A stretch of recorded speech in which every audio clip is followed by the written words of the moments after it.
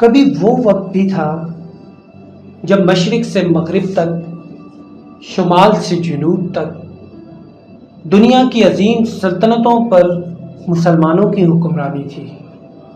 اندلس کی دانشگاہیں، بغداد کی روشنی، قاہرہ کے قلعے اور دہلی کے تخت، مگر آج وہ سب تاریخ کے اوراق میں دفن ہو چکے ہیں۔ آخر ایسا کیوں ہوا؟ مسلمان سلطنتیں جنہوں نے دنیا کو علم، انصاف، تہذیب اور ترقی دی، وہ خود زوال کا شکار کیوں ہوئیں؟ آئیے تاریخ کے آئینے میں جھانکتے ہیں اور تلاش کرتے ہیں۔ اسلامی تاریخ کا آغاز ایک سادہ معاشرے سے ہوا، لیکن یہ قوم دیکھتے ہی دیکھتے علم، سیاست، سائنس، طب اور فنون لطیفہ میں دنیا کی رہنما بن گئی۔ خلفائے راشدین کے دور میں انصاف کا نظام، امیوں کے تحت فتوحات، عباسی دور میں علمی مراکز، فاطمی خلافت، عثمانی خلافت اور مغل سلطنت، سب نے اپنے اپنے وقت میں دنیا کو حیران کر دیا، لیکن کوئی بھی سلطنت ہمیشہ قائم نہیں رہتی۔ زوال کا آغاز کبھی اچانک نہیں ہوتا، یہ ایک سست مگر خطرناک عمل ہوتا ہے۔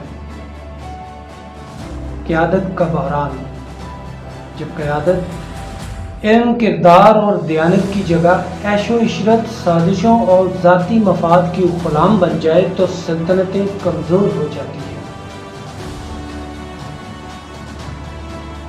علمی جمود، جہاں کبھی سائنس، طب، فلکیات اور ریاضی پر تحقیق ہوتی تھی، وہاں اب تقلید، تعصب اور فتویٰ بازی کا راج ہو گیا۔ نئی سوچ دبائی گئی، سوال کرنا جرم بن گیا۔ اندرونی اختلافات، مسلمان سلطنتوں نے آپس میں ہی ایک دوسرے کو دشمن جانا۔ شیعہ سنی فرقہ واریت، مقامی قومیتیں، زبان اور رنگ کی بنیاد پر تقسیم نے کمزوری پیدا کی۔ جیسے ہی مسلمانوں کے اندرونی حال کمزور ہوئے، بیرونی دشمنوں نے موقع غنیمت جانا۔ صلیبی جنگیں،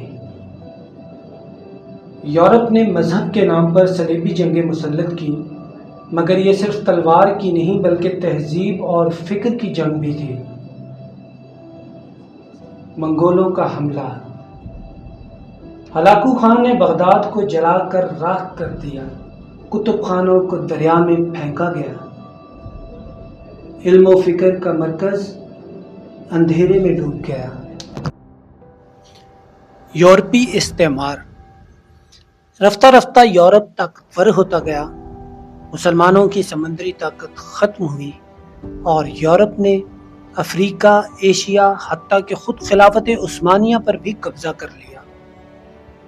عیش پرستی، بادشاہ، وزراء اور امراء تعیش، رقص و سرور اور محلوں کی تعمیر میں لگ گئے۔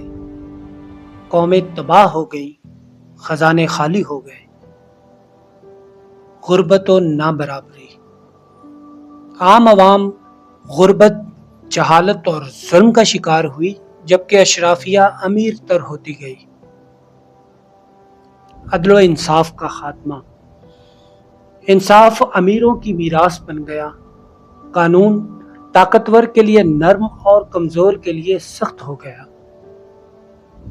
یورپ میں صنعتی انقلاب آیا، نئی ایجادات ہوئیں، مگر مسلمان دنیا اس وقت بھی ماضی کی یادوں میں کھوئی رہی۔ تعلیمی پسماندگی، مدارس جدید علوم سے محروم رہے، مغربی اقوام نے سائنسی اور صنعتی ترقی کی اور مسلمان صرف ماضی کا فخر کرتے رہ گئے۔ ٹیکنالوجی اور عسکری کمزوری، جب توپ، بندوق اور بحری جہاز یورپ نے بنائے، مسلمان تلوار اور نیزے پر فخر کرتے رہے۔ فکر و اجتہاد کا دروازہ بند کر دیا گیا، نئی سوچ کو بدعت کہا گیا۔ یہی وہ وقت تھا جب مسلمان اپنی ذہانت کھو بیٹھے، اجتہاد کی جگہ تقلید نے لے لی، علم کی جگہ جمود، سوال کی جگہ خاموشی اور قیادت کی جگہ پتلے آ گئے۔ یہ کہانی صرف ماضی کی نہیں، یہ سبق ہے ہمارے آج کے لیے۔ زوال کی وجوہات ماضی میں چھپی ضرور ہیں، لیکن اگر ہم نے وہی غلطیاں آج بھی دہرائی تو مستقبل بھی ویسا ہی ہوگا۔ لیکن یاد رکھو، تاریخ گواہ ہے کہ مسلمان جب بھی جاگے انہوں نے دنیا کو بدل دیا۔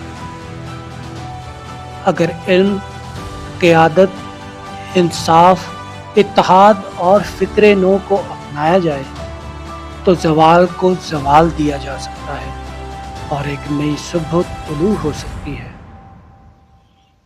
کیا ہم ماضی سے سبق سیکھیں گے؟ کیا ہم اپنے حال کو بہتر بنا پائیں گے؟ فیصلہ ہم سب کے ہاتھ میں ہے۔